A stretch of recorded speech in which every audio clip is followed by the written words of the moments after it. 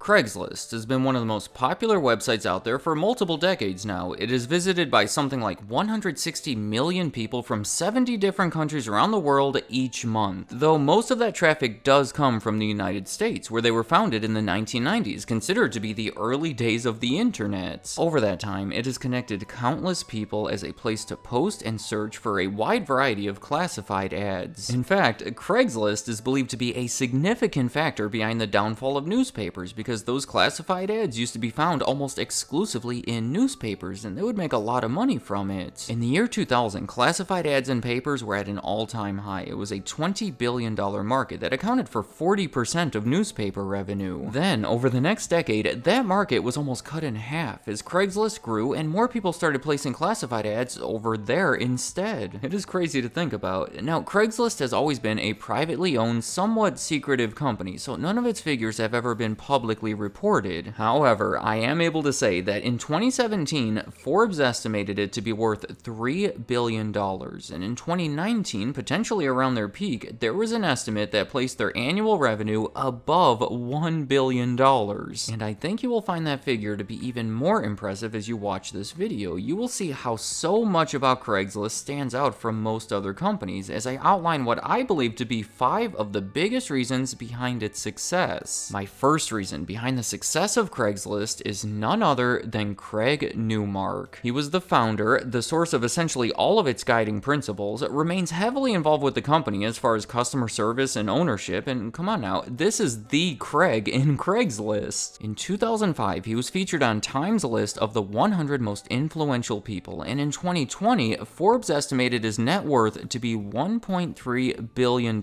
which is all a big contrast to what appears to be a tough childhood. Yeah, his father died only months after his bar mitzvah when he was 13 years old in 1966, and his mother had trouble supporting her 2 kids alone as a bookkeeper. To this day, he commonly identifies himself as a nerd who has trouble in social situations, but back then, he says he literally had the stereotypical pocket protector and those thick glasses that were taped in the middle. He obtained scholarships that helped him go to college, where he graduated with a master's degree in computer science and went on to work for IBM for the next 17 years. In 1993, he accepted a position at Charles Schwab in their computer security department that required him to move across the country to San Francisco. A more impactful move than he probably ever could have realized, and a really cool place to be for a computer enthusiast in the 1990s. As sort of a way to build relationships in the new city, he started putting out an email to about a dozen people he knew that highlighted different events that were happening around the city. In short, everyone loved getting that email. Word spread about it to where hundreds of people were added to the list. It got so large that he had to start using a list server, and when it came time to name it, he wanted to call it SF Events, but everyone else convinced him to call it Craigslist because it really did make more sense. That's what most people were calling it anyway, and it was much more personal. Since that email was being seen by so many people, it was a logical step to include classified ads in it, and it quickly morphed into the Craigslist that we all recognize. In 1998, he quit his job to work on the site full-time, but he did not consider himself to be a great manager, so in the year 2000, he hired Jim Buckmaster, who was found through his resume that was posted on Craigslist, who went on to lead the company as CEO, while Craig started dedicating his time to customer service, and that is the way things have been ever since. This is funny, he has gone so far as to say, "I'm committed to customer service for the rest of my life.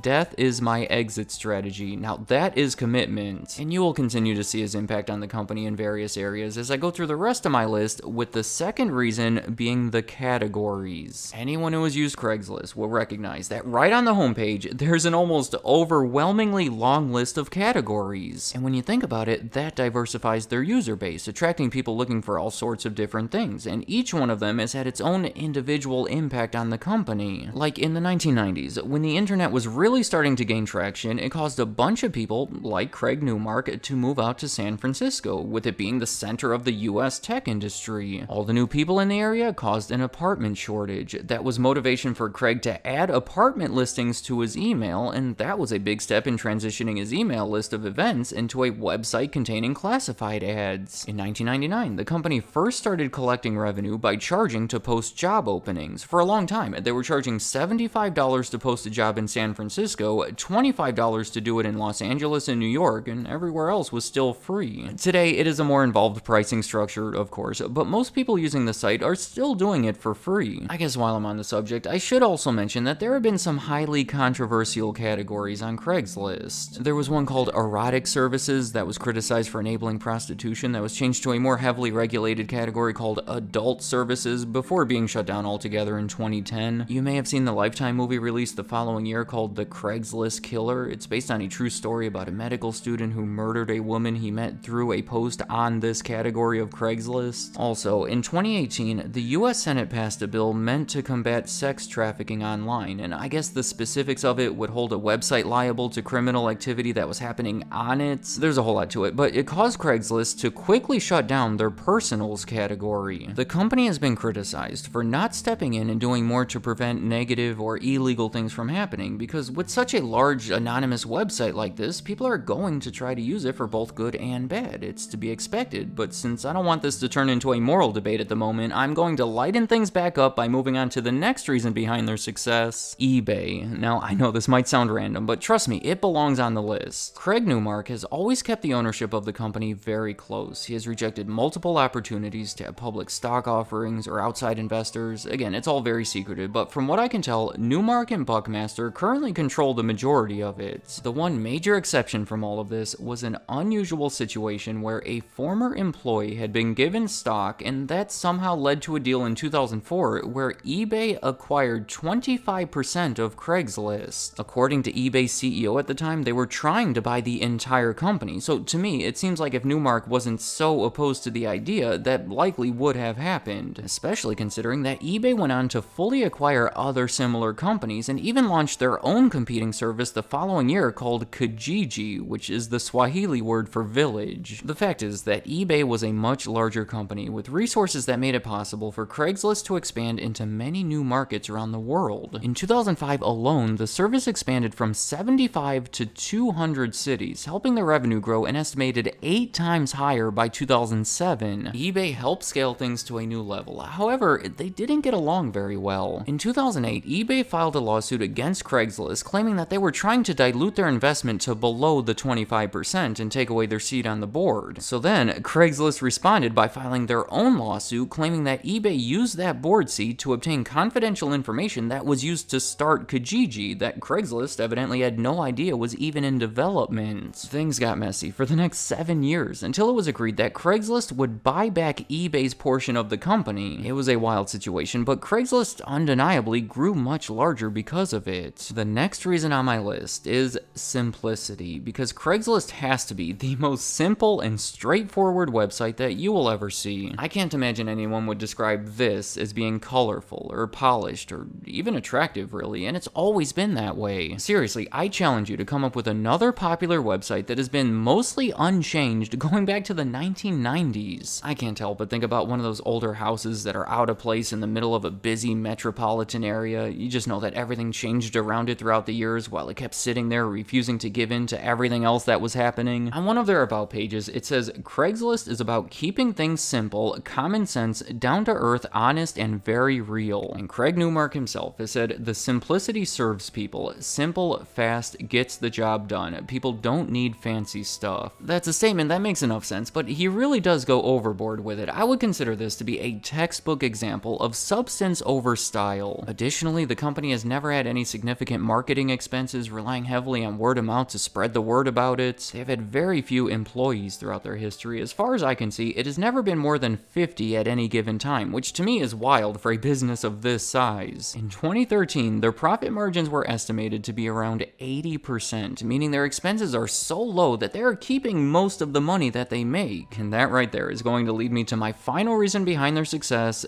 generosity. And I actually came up with that word by looking up the opposite of greed, because so many people criticize corporations for being greedy, maybe rightfully so, but I wouldn't even know how to make that argument for Craigslist. If anything, they have been criticized for having socialist values, which is uncommon for large American companies, to say the least. In the 1990s, Newmark made the decision to not show banner ads on the site because he says that they slow things down and can often be kinda dumb. It is only one example of the many ways he could be better monetizing the site, but he just does not want to do it. The mentality of that connects back to the simplicity, with the thought that providing a good experience is the absolute top priority. There have been estimates saying that he could easily be making millions of dollars more each year, and he acknowledges this. He says, by monetizing Craigslist the way I did in 1999, I probably gave away already 90% or more of my potential net worth. Keep in mind, he was on the billionaires list, but fell off of it, likely because he has been giving away so much of his money. I think it might be boring to sit here and list out all of his various charitable efforts because it is a wide range, but he has been recognized as one of the top philanthropists in the country. To be clear, Craigslist is a for-profit company, but it has been abnormally unconcerned with making money, and since there are very few expenses anyway, they do not really need the money. And then when the profits are extracted from the company, most of that seems to go to charity, so it is a unique approach that has proven to be successful, and I would consider it to be generous. Let me know in the comments, what are your thoughts about Craigslist? Is it a useful and refreshing service that should be utilized by people around the world, or is it too dangerous or unusual compared to the competing options? There has been a lot of competition from more specialized sites like Zillow for housing or LinkedIn for jobs, as well as more broad competitors like Facebook Marketplace. That started in 2016 and has seemingly made an impact on their business. A lot of people prefer it because it's not anonymous, being linked to Facebook profiles, but then that leaves the opportunity open for potential discrimination. Not really any perfect answers here, but which do you prefer? And finally, do you have any notable experiences regarding Craigslist? I imagine some of those can be entertaining to read about. And any other thoughts you have about Craigslist, leave them in the comments. I'd like to hear what you have to say. Thank you for watching.